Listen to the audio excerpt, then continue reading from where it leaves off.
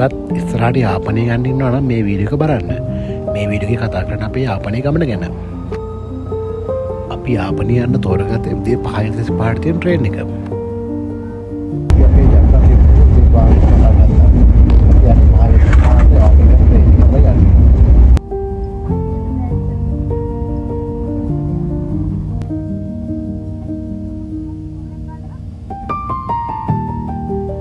ඔයාලත් යාපනය යන්න හිතනවා නම් මම මේ කතා කරන විදිහට ට්‍රිප් එක ප්ලෑන් කරගන්න. එහෙම කරොත් ඔයගලන්ට පුළුවන් යාපනයේ තියෙන ගොඩක් තැන් බලලා එන්න. හරි අපි දැන් යාපනයට ආවා. සෝහරි කාලවකදී යාපනයට දෙන්න පුළුවන් වුණා. අපි යාපනයට වෙලා ඉන්නේ. උත්තර පළාතේ මිනිස්සු KKS කියලා හඳුන්වන කංකසන්තුරේ වෙරළ තමයි මේ ඔයගොල්ලෝ දකින්නේ.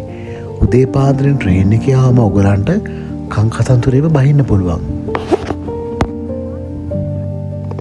KSS බීච් එකට ගිහලා ඉවර වෙලා මෙන්න මේ බස් ස්ටෑන්ඩ් එකට ඇවිල්ලා බස් එකක නැගලා ඔයාලට පුළුවන් කීරමලේට යන්න. කීරමලේ පුපුණ බලාගෙන ඊට පස්සේ පුළුවන් ඕගොල්ලන්ට කීරමලේ ඉඳන් යාපනයේ පැත්තට බස් එක ගිහිල්ලා මාදගල් හන්දියේ බහින්න. මේ හන්දියට එනවා යාපනයේ ඉඳන් මාදගල් දක්වා යන බස්. මේ බස් එක නැගලා ඔයගොල්ලන්ට පුළුවන් දඹකොළපට්ටම විහාරේ ගාවෙම බහින්න. හැබැයි මතක තියාගන්න ආයේ අනිවාර්යයෙන්ම යාපනයේ පැත්තට බස් එක කීයද තියෙන කියලා අහගන්න. මොකද මේ පාරට බස් අඩුයි. දවල් 2:00ට බස් එකට පස්සේ අවසාන බස් එක තියෙන්නේ 5:10ට. මේ වල දකින්නේ දඹකොළපට්ටම වෙරළ තීරය. ඊට පස්සේ ඔයගලන්ට මාදගල් වලින් නම් යාපනයට බස් එක යාපනයට ඇවිල්ලා හවස්තොරේ යාපනයේ කොටුව බලන්න යන්න පුළුවන්. හැබැයි මේ ගමන යන්න හිතනවා නම් හවසට 6ට කලින් අනිවාර්යයෙන්ම යන්න. මොකද හවස 6න් පස්සේ ප්‍රවේශ ප්‍රශ්න නිකුත් කරන්නේ නැහැ. මම ඔයාලට හවසට යන්න කියලා යෝජනා කරේ ඔයාලා හවසට ගියොත් මෙන්න මේ ලස්සන දර්ශනය ඔයාලට බලා ගන්න පුළුවන් නිසා. ඉර බෑ යන එක බලලා ඉවර වෙලා යාපනයේ නගරයට ගියාම ඔයාලට පුළුවන් නවතින තැනක් හොයාගන්න.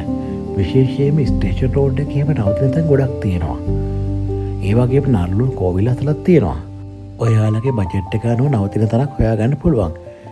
හැබැයි ඔයාලට කැමති නම් කලින් බුක් කරලා එන්නත් පුළුවන්. ඉතින් ඔහොම තමයි අපේ පළවෙනි දවසේ ගෙවුනේ. අපි ඊළඟ දවසේ ගියා ඩෙල්ෆ් වලට. මම ඊළඟ වීඩියෝ එකෙන් පෙන්නන්නම් අපේ ඩෙල්ෆ් ගමන ගැන.